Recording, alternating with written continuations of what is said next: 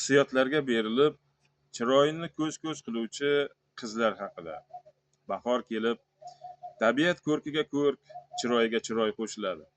Atrof yam-yashil maysazorga, gullar ochilib olam chamanzorga aylanadi. O'sha chamanzor ichra qip-qizil bo'lib ochiladigan, o'zining bejirim betakror ko'rinishi bilan hammani rom eta oladigan lola guli haqida.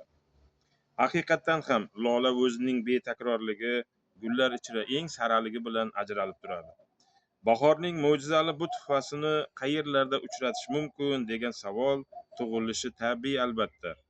Lola asosan keng yaylovlarda, tog' yonbag'irlarda uchraydi. Lola sayliga chiquvchilar bahor faslidan unumli foydalanishadi. Uzoq shaharlardan ham lola sayliga chiquvchilar ko'plab topiladi. Ular quchoq-quchoq lolalarni shaharlarga olib borib, yoru birodarlarga, qo'shnilarga sovg'a qilishadi. Lolani ko'rganlar quvonchlarini qayerga sig'dirishni bilmay qolishadi. Lekin ildizidan ayrilgan lola uzoq yashamaydi. Bir hafta yoki 10 kundan so'ng so'lib, o'zligini yo'qota boshlaydi. Ko'rimsizgina bir matohga aylanadi. Keyin axlat qutisiga tashlab yuboriladi. Bu hol har bahor takrorlanadi. Xuddi gulday qizlarimizga qarab, sizlarning hayotingiz bizning 1 yillik umrimizda o'z aksini topgan. G'aflat uyqusidan uyg'onib, ko'zingizni kattaroq oching demoqchiday. Tog' bag'rida o'suvchi lolalar xafa. Nega shu yerlarda o'sdim? Shahar joyda ochilib yayrasam bo'lmasmidi? Endi bir umr tog' yashnasa yashnab, go'zalligini tark etsa, men ham tark etishim kerak. Nahotki betakror go'zalligim bilan umrim shu yerlarda xazon bo'lsa, nahotki qadrimga yetadiganlar topilmasa, bahor kelsin, chiroyimni ko'z-ko'z qilib bo'lsa-da, o'z baxtimni, qadrimga yetadiganini topaman, murodi maqsadimga yetaman deydi. Bahor kelishi bilan insonlarni ko'rgan lola go'zalligi ila ularni o'ziga rom etadi. Lolaning go'zalligiga mahliyo odamzod uni o'zi bilan olib ketadi.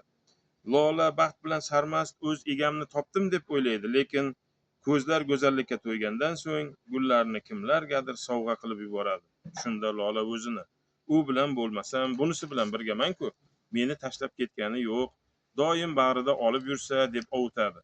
Uyidan, makonidan, ildizidan uzoqlashganini asta-sekinlik bilan tushunayotganga o'xshaydi.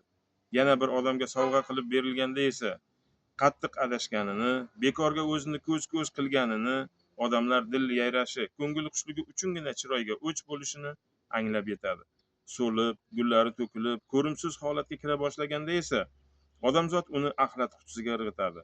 Ana o'shandagina lola o'zining haqiqiy baxti tog', faqat u xafa bo'lsa xafa, ochilsa ochilib yashnashi kerakligini, o'z tog'iga ko'ngli to'lmay, xiyonat ko'chasiga kirib, o'zgalarga chiroyini ko'z-ko'z qilish mudhish xato ekanligini tushunadi. Lekin endi kech. Ming pushaymon bo'lmasin, vaqtni orqaga qaytarib bo'lmasdi. Qissadan qissa shuki, lola timsolida gulday qizlarimizning hayoti o'z aksini topgan. Ayrim xato yo'ldan ketayotgan qizlarimizga lolaning qismati sizning ham qismatingizga aylanmasin. G'aflat uyqusidan uyg'oning degimiz keladi. Taqdiringizga tog' bitilgan ekan, o'sha tog'ingizni hech qachon hech kimga almashmang. Dardiga hamdard, quvonchiga sherik bo'ling.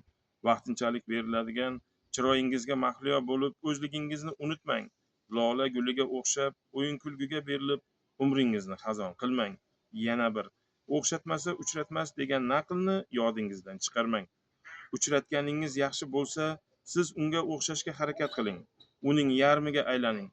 Ana o'shandagina u suyangan tog'ingizga aylanadi. Gulday ochilib yashnaganingizda ham, gullaringiz to'kilib xazonga aylanganingizda ham sizni tashlab ketmaydi. Axlat qutisiga irg'atib yubormaydi degimiz keladi. Ota-onalarimiz buni bilib qo'ysa yomon bo'lmasdi, chunki farzandlar tarbiyasiga mas'ul ota-ona, ularning suyangan tog'i ham ota-ona. Mana sizga bahor tuhfasi yoki lola nima deydi?